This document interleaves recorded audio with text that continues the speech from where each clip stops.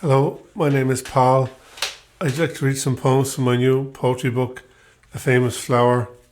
This is it. It's just recently published by Lapwing, and I'm quite thrilled about it, and I'd like to share it with you and maybe get a flavour for some of the poems and my style of writing.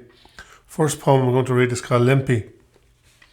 How my heart went out to the poor pigeon who was hobbling around her back garden, scrounging seeds fallen from the wild bird feeder. We all have a bit of a limp, but we too can still fly. That's a Howth poem. This is one from Donegal. Nectar of Paradise.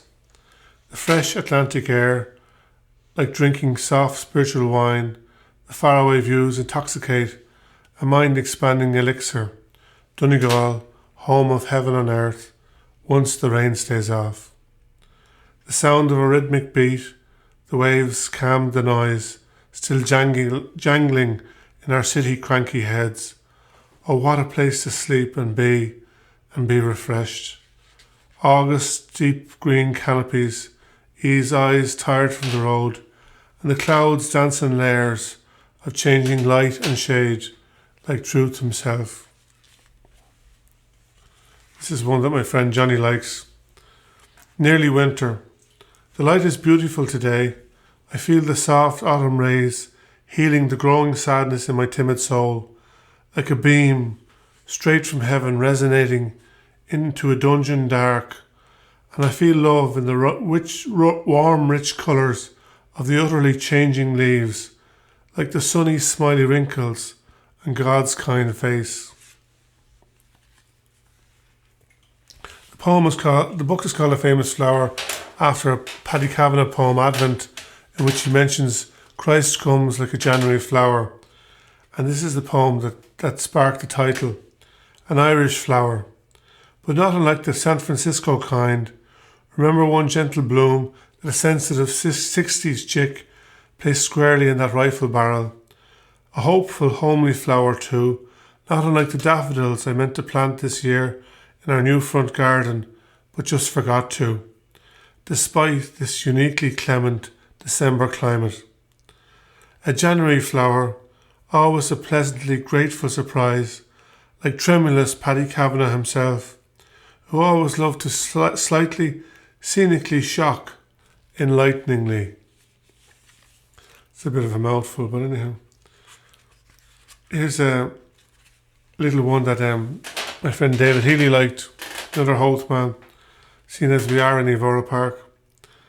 Our two goldfish, the reassuring sounds of the dishwasher humming hypnotically and the new pup chewing something crackly, the liberated squawk of a seagull on a roof, our child absorbed in harmless, mindless TV, a bright summer's kitchen, sunny outlook, a cup of tea and a sandwich or a wrap, our two goldfish meditating hard, domestic bliss, in circles, as goldfish do.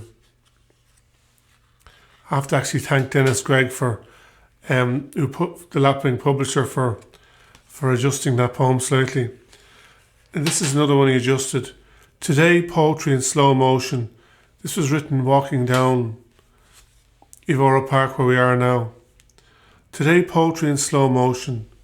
Mild sunlight, birds fluttering, midges floating in the soft air. The afternoon before Christmas Eve.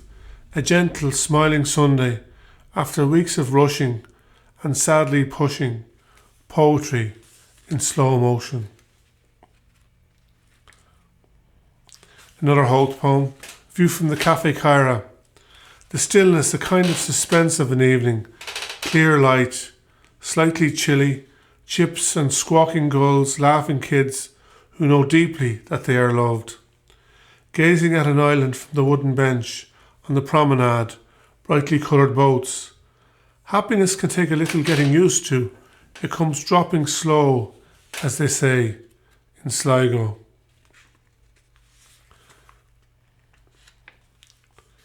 This is a nice one now about my old house in Evora Park where I lived before I moved out. Twilight Howth. I just noticed that the tree outside my bedroom is taller than the lamppost now. The orange light has just started to glow. I only became aware because my mother is washing the net curtains. I've been looking out this window for 38 years now, and Mum has been doing the washing all that time. When we moved in, it was only a small rowan tree. It was delicate. It could easily have been vandalised. In autumn, there will be red berries again.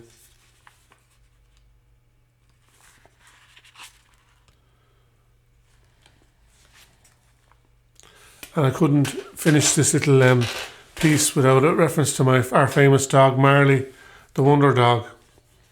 You've all heard of Rudolph with his nose so bright, but let me tell you about Marley with his bark of might, our little Pom who's scared with fright, the burglar of Harbour View.